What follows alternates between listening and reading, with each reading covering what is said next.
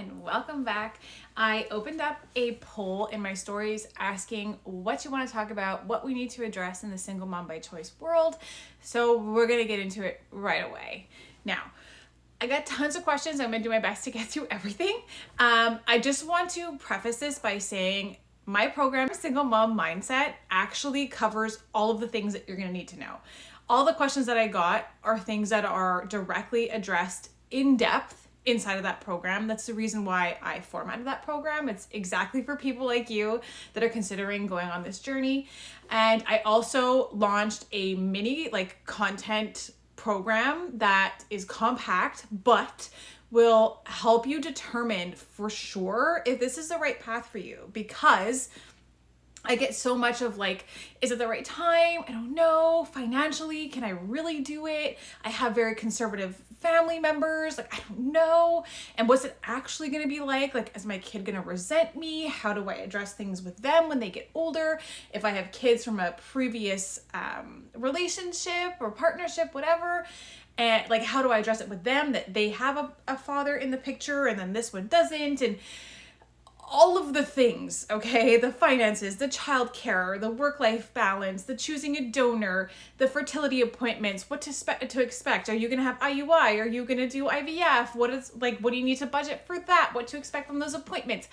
And all of the things, okay? All of those things are covered inside of Single Mom Mindset. Again, that's the reason why I made it readily available. The enrollment is open all the time. I haven't closed the doors yet. So yeah, you're welcome to join ASAP. I'm going to put a code below just to give you a little cutesy discount just to start you on your journey, because I'm excited for you. And honestly, my favorite thing is when somebody says, okay, listen, I'm inside the course, or I completed the course and I know what I want. I'm doing it. I have my fertility appointment booked and I'm so excited. And I addressed it with family and friends, and, I had a better reaction than I expected, or, it went a bit rough, but I knew how to handle the conversation and I felt confident and still excited. I didn't let them take that away from me, and just so much. It makes me so happy. And again, because years ago when I began this, I didn't have that. I didn't have tons of people around that I could talk to or pick someone's brain. Wait, what do I expect? What do I do? What should I prepare for? Nobody that I knew or even online was doing what I was doing. So I didn't really have any resources at all. I had to really figure it out entirely on my own and kind of learn along the way and, guess and Google like a lunatic. So yeah, it's exciting to kind of come along on that journey with you. It's amazing. Anyways, okay, so with that put aside, we are going to answer some questions. Now, I got a lot of anyways on my stories. How do you handle people that don't agree? Or, negative family members, like we were saying before, people in my circle that want tradition, they expect me to get married and follow a certain path, right? How do you address those people? Okay. You know what? I think every scenario is different. I think some family members, I'm thinking the older generations, maybe you have a great grandma or something that's in your life and they have really strong traditional values and they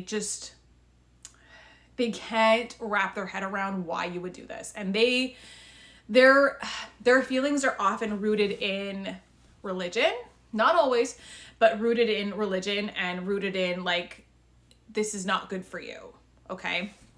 So for them, I like to always just look at it. Are they coming at it from a place of love? Usually it is. Okay. To them, they're protecting you.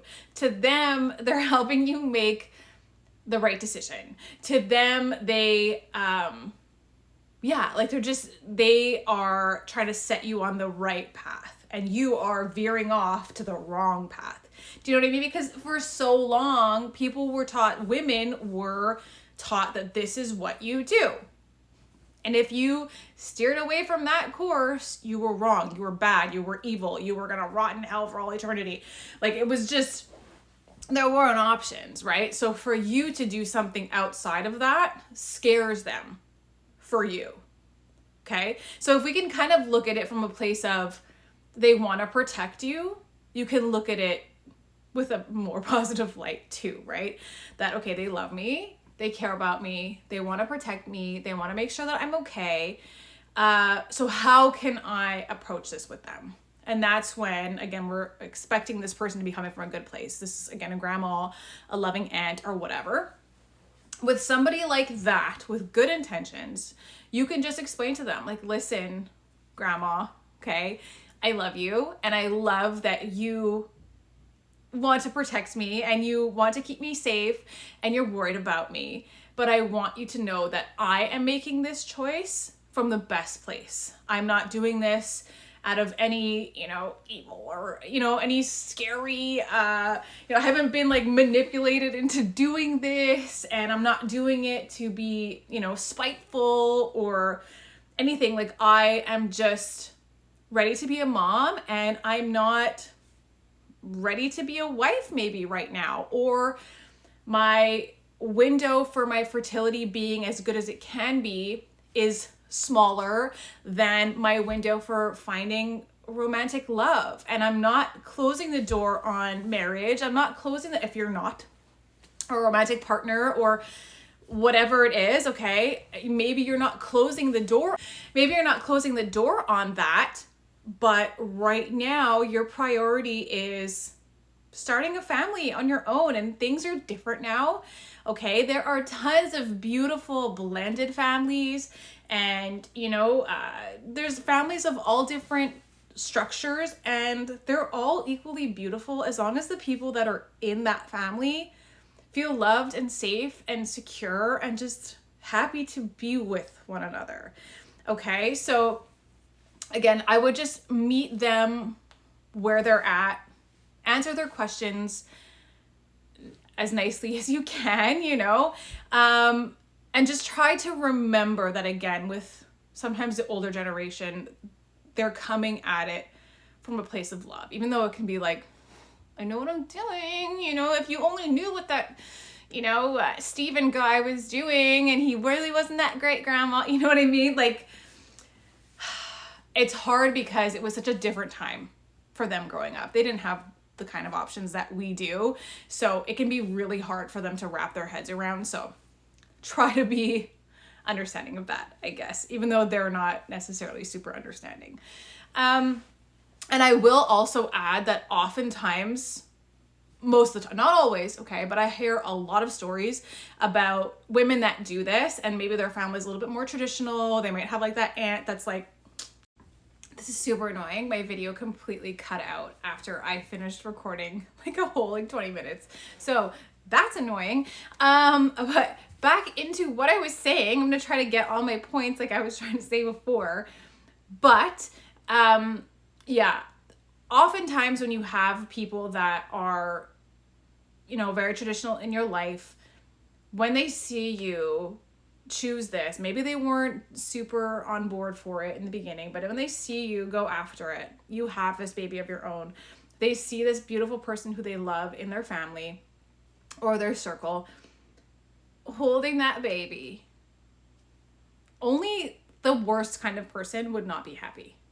Okay, maybe they'll be a little worried, maybe they'll be like, is this the right move? Maybe, sure. But they oftentimes come around from a lot of the stories that I hear, okay? Mostly they come around, okay? Now, on another note, there are some situations where the people don't come around, and that's okay, okay? And a lot of times we think like, listen, this is family, or I've known this person forever, like I owe them something. And at the end of the day, you don't owe anybody anything. And they don't owe you anything, right? No matter who they are to you, right? So if they can't, they're firm on not being able to support you and this choice, and you know in your heart what is right for you, and this is it, okay? And you're doing it from the best of places. You've done the work. You've been able to decide if this is really it and why and whatever, okay? You've done the work, you've done Single Mom Mindset, the program, you've done is becoming a single mom by choice the right choice for me, okay? We've maybe even done a one-to-one call and really worked through what you're working on specifically, maybe your own, specific hiccups or hurdles that you're working through.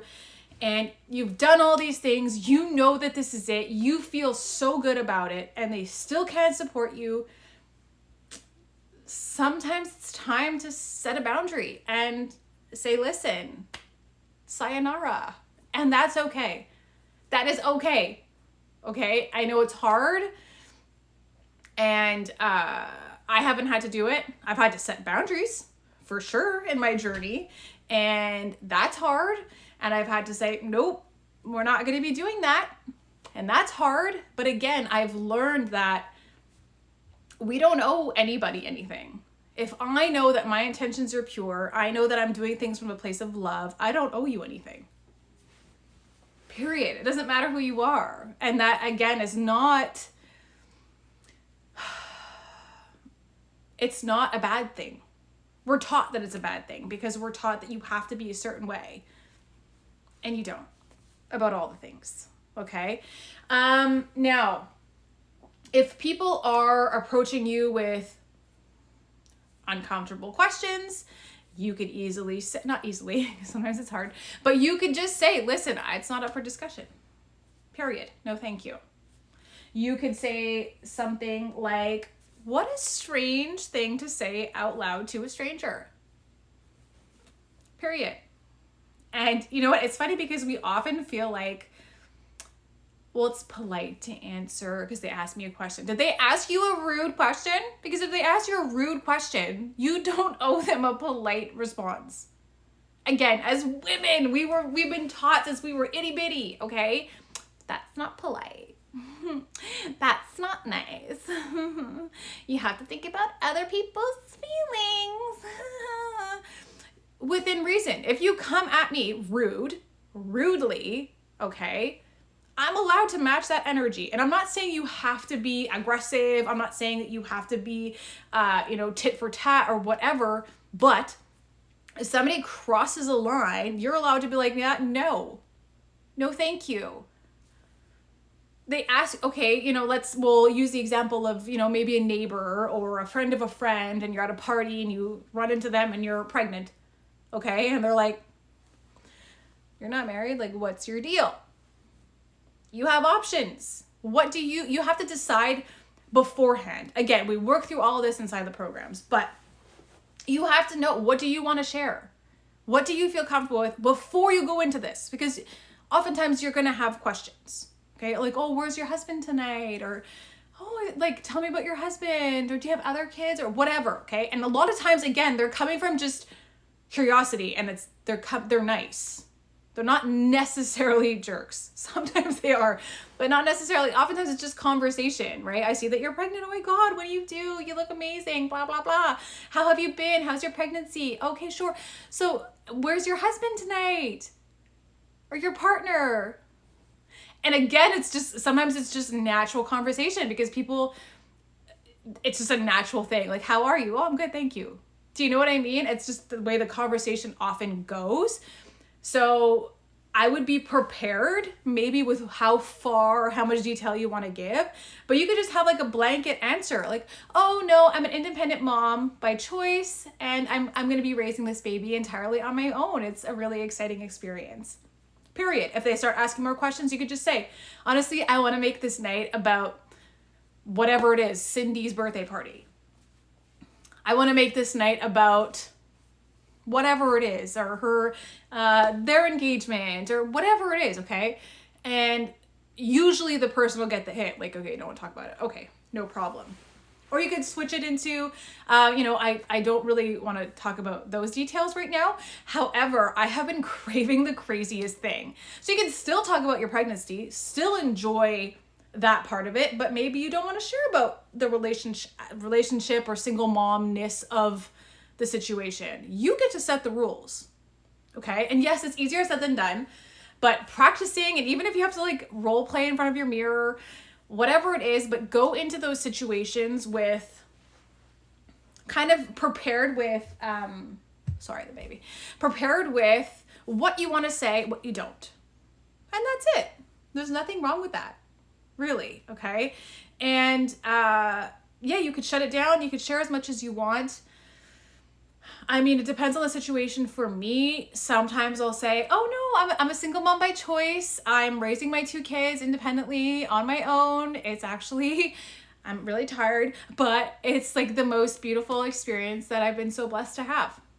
And you guys are, you know, whatever. Your son, he's gotten so big, but just flip it. If I don't feel like making that the focal point of the whole conversation, you know? But if this person's nice, or it's somebody that's an old friend and like they're genuine, I don't mind. But again, I'm big on vibes, I'm big on energy, and if you're making me uncomfortable, I'm gonna shut it down because I don't owe you anything.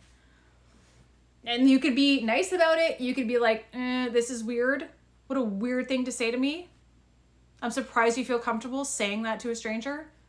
Whatever you want to say, you know? And again, it's all about doing the work and being comfortable and confident in this decision, because at the end of the day, it's a beautiful choice. Should a mom that is married feel weird about her baby? People are like, oh my God, you're pregnant, you look amazing, how far along are you, blah, blah, blah. Where's Charlie tonight? There's no weirdness, right? You don't have to have weirdness. And just be like, oh, no husband, it's just me and this beautiful bump. Ha ha ha. And you know, do you have kids? Whatever. It's all like, we get to allow it. We get to choose for it to be a beautiful thing. And we get to choose if we want to flip somebody off sometimes too. It's really up to you. I support you either way, okay? But I like to assume that most people have good intentions when they ask questions. And sometimes it's like, oh wait, you did that? I heard about that. What was it like? Could you, did you like do it here? And like, how does it work? Like when you order the sperm? Oh, that's so interesting. Like I get a lot of that. I get a lot more of that than I do like, oh, that's weird or whatever. Especially in person, because people are more ballsy online. People will say anything to you behind a keyboard. But in person, usually people are just like interested and in a nice way because they probably want to do it too, but they're married. Anyway,